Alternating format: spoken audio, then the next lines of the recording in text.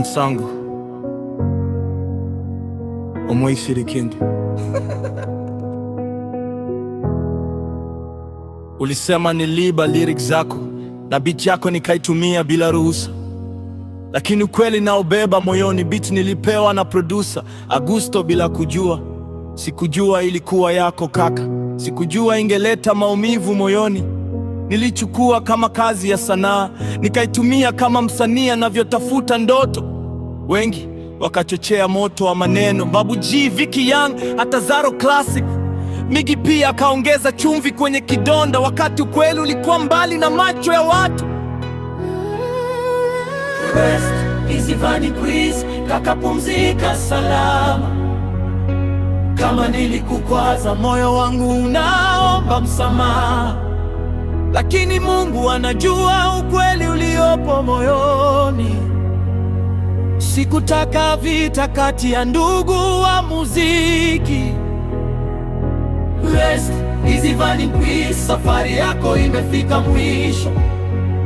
Maneno ya dunia yamebaki hewani, labda siku moja mbinguni tukikutana, tutamaliza maneno kama marafiki wa zamani.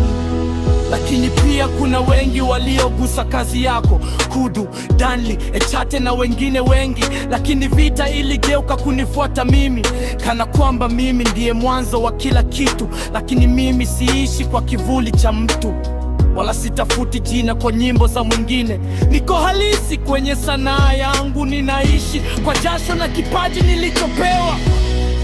Sina chuki moyoni na wala sina hatia ninayobeba, lakini bado nakutakia amani, kwa sababu kifo hufunga milango ya mabishano. Sasa umeondoka duniani, maneno yamebaki kama kivuli. Mimi sitabeba chuki moyoni, kwa sababu maisha ni mafupi sana. Pumzika kwa amani, Vanny please. Mpaka siku tutakapokutana tena, Mansango. mpaka siku tutakapokutana tena, Mansango. mpaka siku tutakapokutana tena, Mansango. mpaka siku tutakapokutana tena,